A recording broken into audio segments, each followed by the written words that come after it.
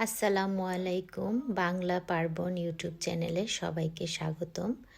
আজকে আমি রান্না করব আইড় মাছ। এই পদ্ধতিতে আপনারা পাঙ্গাস, মাগুর, বোয়াল ইত্যাদি মাছ রান্না করতে পারেন। খেতে খুবই সুস্বাদু হয়।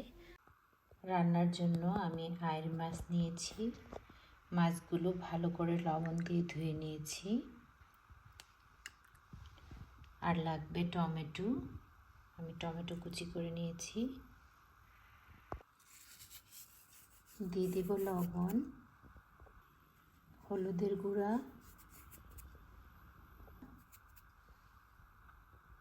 আমি মরিচের গুঁড়া দিয়েছি আগে, যাতে মাছের ভিতরে ঝালটা প্রবেশ করতে পারে।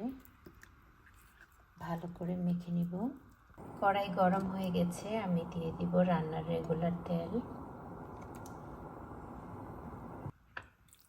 দিয়ে দিব মাছ,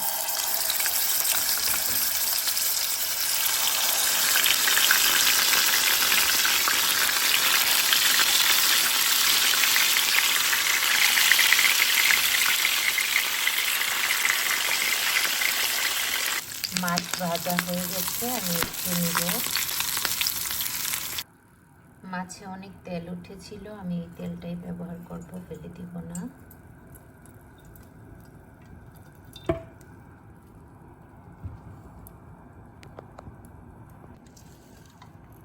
দিয়ে দিব পেঁয়াজ,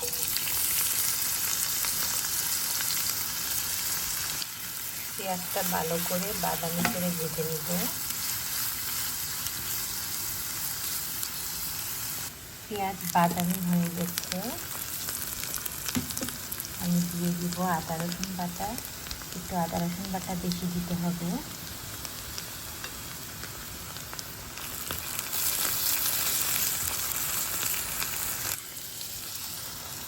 দিয়ে দিব হলুদ, মরিচ, ধনিয়ার গুঁড়া ও স্বাদ মতো লবণ। আমি একটু মরিচটা বেশি দিব, যাতে ঝাল ঝাল হয়। পরে আবার কাঁচামরিচ ইউজ করব।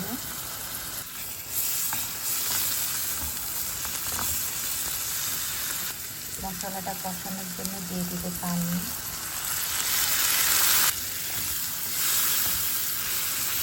ভালো করে কষিয়ে নিব। এখন দিয়ে দিব টমেটো।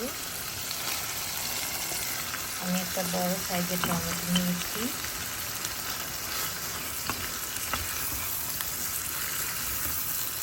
ঢাকনা দিয়ে ঢেকে দিব 5 মিনিট। 5 মিনিট হয়ে গেছে, টমেটোটা প্রায় গলে গেছে।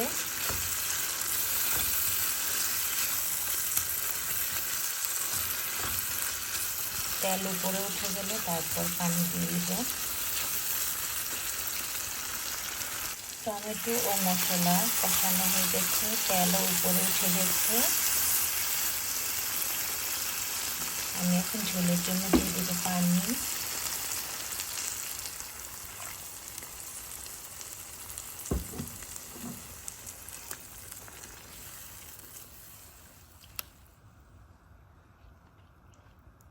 ঢাকনা দিয়ে ঢেকে দিব 10 মিনিট। এখন দিয়ে দিব মাছ।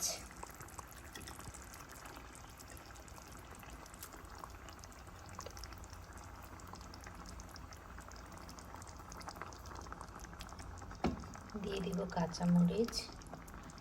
ঢাকনা দিয়ে ঢেকে দিব আরও 10 মিনিট।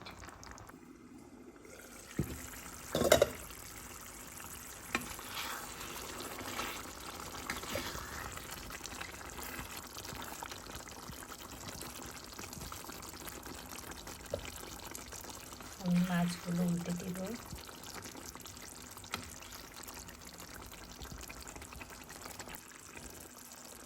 এভাবে রান্না করলে মাছ থেকে আর গন্ধ আসে না, খেতে খুবই মজা লাগে। সবাই ভালো থাকবেন। আল্লাহ হাফেজ।